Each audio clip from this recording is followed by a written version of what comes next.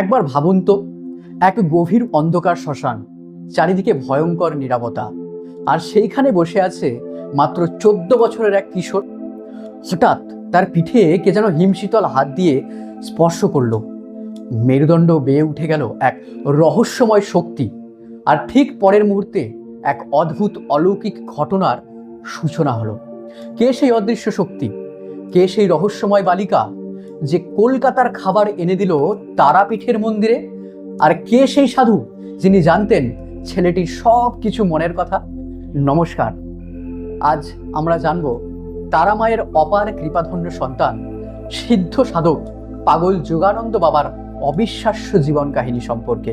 আমি অধম অনুপম স্বাগত জানাই আপনাদের প্রিয় ইউটিউব চ্যানেলের আরও একটি নতুন ভিডিওতে। যারা এখনও এই চ্যানেলটি সাবস্ক্রাইব করেননি তারা এখনই চ্যানেলটি সাবস্ক্রাইব করে রাখুন, আরও সব সুন্দর সুন্দর বামলীলা সব থেকে আগে পেতে। তাহলে চলুন আর দেরি না করে ডুব দেওয়া যাক সেই গভীর ইতিহাসের পাতায়।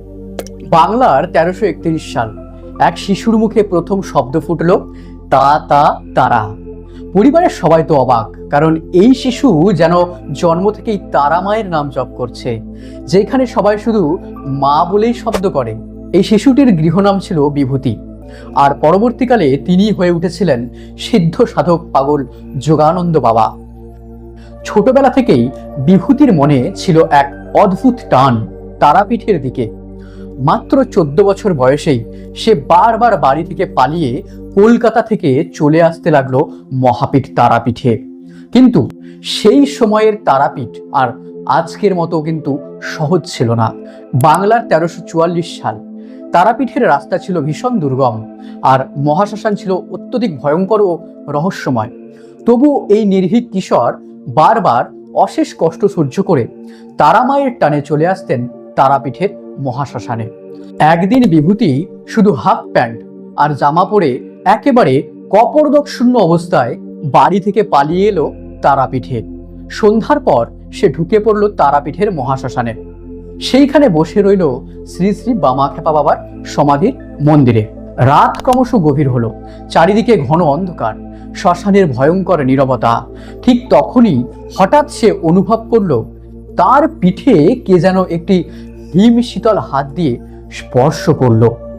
হাতটি মেরুদণ্ড বেয়ে ওপর থেকে নিচে নামলো, আবার নিচের দিক থেকে ওপরের দিকে উঠলো। সঙ্গে সঙ্গে বিভূতি অনুভব করলো তার শরীরের ভিতরে যেন এক শক্তির জাগরণ হচ্ছে। মূলাধার থেকে এক রহস্যময় শক্তি ধীরে ধীরে ওপরে উঠতে লাগলো। তার সারা শরীরে বয়ে গেল অপার্থিব আনন্দের এক সুন্দর স্রোত। পরবর্তীকালে তিনি উপলব্ধি করেছিলেন সেই রাতে স্বয়ং বামাখ্যাপা বাবা তার কুলকুণ্ডলিনী শক্তি জাগিয়ে দিয়েছিলেন। ভোরবেলা হঠাৎ তিনি শুনলেন এক কণ্ঠস্বর, আর বসে কি করবি, খিদে পায়নি তোর?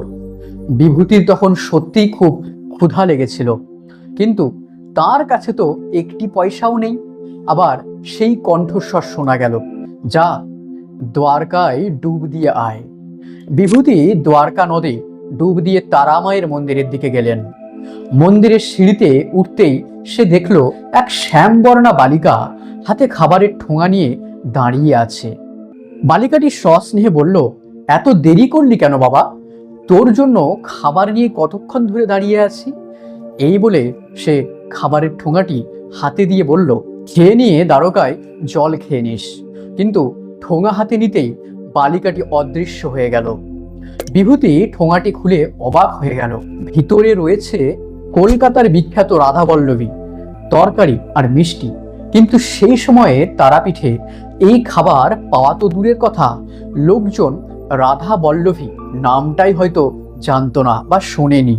অবাক বিস্ময়ে বিভূতি সেই খাবার খেতে লাগলো। তারপরে খাওয়ার পর বিভূতি আবার মহাশ্মশানে ঢুকতেই এক সাধু বাবা তাকে ডাকলেন, এই খোকা, এদিকায়, যে জন্য এসেছিলি তা তো পেয়েই গেছিস, এবার বাড়ি যা, তোর মা খুব কান্নাকাটি করছে। বিভূতি বিস্ময়ে তখন হতবাক। তখন সাধু তাকে 5 টাকা দিয়ে বলেছিলেন, এই নে, টিকিট কেটে বাড়ি চলে যা। মন্দিরের সিঁড়িতে উঠতেই বিভূতি আবার দেখল সেই রহস্যময় বালিকাকে। সে বলল, আবার মন্দিরে এলি কেন? তোকে যে সাধু 5 টাকা দিয়ে বাড়ি যেতে বলেছে, এখনই রামপুরহাট যা, সেইখানে গিয়ে ট্রেন ধরে বাড়ি যা। বিভূতি অবাক হয়ে রামপুরহাটের দিকে হাঁটতে শুরু করলো। তার মনে তখন একের পর এক প্রশ্ন, কে সেই সাধু, কে এই বালিকা, কে তাকে স্পর্শ করেছিল সেদিন গভীর রাতে শ্মশানে? রামপুরহাট পৌঁছতেই দেখলো কলকাতার ট্রেন দাঁড়িয়ে আছে। অবিশ্বাস্য, সে টিকিট না কেটেই উঠে পড়লো ট্রেনে।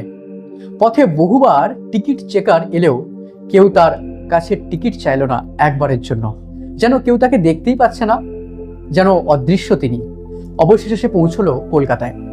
বামদেব বাবা ও বড় মায়ের কৃপায় পরবর্তীকালে একজন সিদ্ধ সাধক হয়ে তিনি উপলব্ধি করেছিলেন সেই রহস্যময় বালিকা ছিলেন স্বয়ং ব্রহ্মময়ী জগৎজননী তারা মা, আর সেই সাধু ছিলেন পরম ব্রহ্মগুরু শ্রী শ্রী বামাখ্যাপা বাবা। এরপর শুরু হলো তার কঠোর সাধন জীবন। তিনি নাগা বাবার সঙ্গে হিমালয়ে গিয়ে গভীর তপস্যা করেছিলেন। পরবর্তীতে গুরু পাগল বাবার নির্দেশে তিনি তারাপীঠ মহাশ্মশানে কঠোর সাধনা করেছিলেন।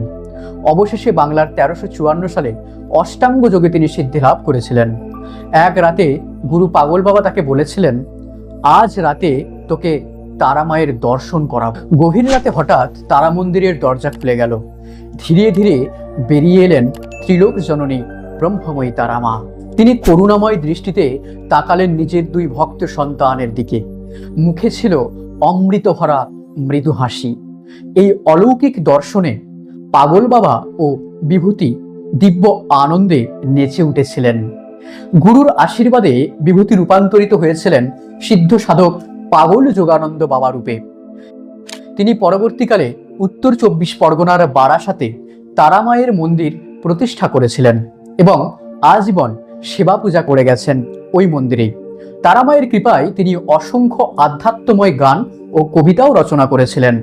তো বন্ধুরা, এই পৃথিবীতে আজও এমন অনেক অলৌকিক ঘটনা আছে যা বিজ্ঞান দিয়ে কোনোদিনও ব্যাখ্যা করা সম্ভব না। সেগুলো টোটালি অনুভব করা যায় ভক্তি ও বিশ্বাসের মাধ্যমে। পাগল যোগানন্দ বাবার জীবন আমাদের শেখায়, যদি হৃদয়ে সত্যিকারের ভক্তি থাকে তাহলে মা নিজেই তার সন্তানের পাশে এসে দাঁড়ান। এটা শুধু একটি কথা নয়। এই যে আজকে এখন আমি ভিডিও করছি, আপনি দেখছেন বা শুনছেন, যদি সত্যি ভক্তি ভরে দেখেন, এখনই আপনার শরীর সেই শক্তি ফিল করবেই। তাই দেখানো নয়, সত্যিকারের ভক্ত হতে হবে। বলুন, ফিল করছেন? নিচে কমেন্টে লিখুন। ভিডিওটি যদি আপনাদের ভালো লেগে থাকে তাহলে ভিডিওটি লাইক করুন এবং শেয়ার করুন। আর আমাদের চ্যানেলের ভিডিওগুলি নিয়ে এবং এই যে ভিডিওটি দেখছেন এই ভিডিও নিয়ে আপনাদের গুরুত্বপূর্ণ মতামত কমেন্টে লিখুন। আমরা সবার কমেন্টের উত্তর দিই এবং আপনাদের কমেন্ট কিন্তু আমাকে প্রলুব্ধ করে আরো সুন্দর সুন্দর ভিডিও তৈরি করতে। যারা এই চ্যানেলে নতুন তারা চ্যানেলটি সাবস্ক্রাইব করে রাখুন। আরো সব নতুন নতুন সুন্দর ভিডিও সব থেকে আগে পেতে ভিডিওটি শেয়ার করুন। এই সমস্ত অজানা অচেনা সাধক মহাপুরুষদের কথা দিকে দিকে ছড়িয়ে পড়তে, শাক্ত সম্প্রদায়ের কথা দিকে দিকে ছড়িয়ে পড়তে সনাতনের পাশে থাকুন। সনাতনকে শক্তি তৈরি করুন, সনাতনের শক্তি হন এবং তারামা এবং গুরু বামদেবের লীলা কথা দিকে দিকে প্রচার এবং প্রসার করার জন্য ভিডিওটি শেয়ার করুন। তো দেখা হচ্ছে পরের ভিডিওতে। সবাই ভালো থাকবেন। এই ভিডিওটি শেষ পর্যন্ত দেখার জন্য হৃদয় থেকে ধন্যবাদ। সবাই বলুন জয় গুরু বামদেব, জয় জয় মা তারা।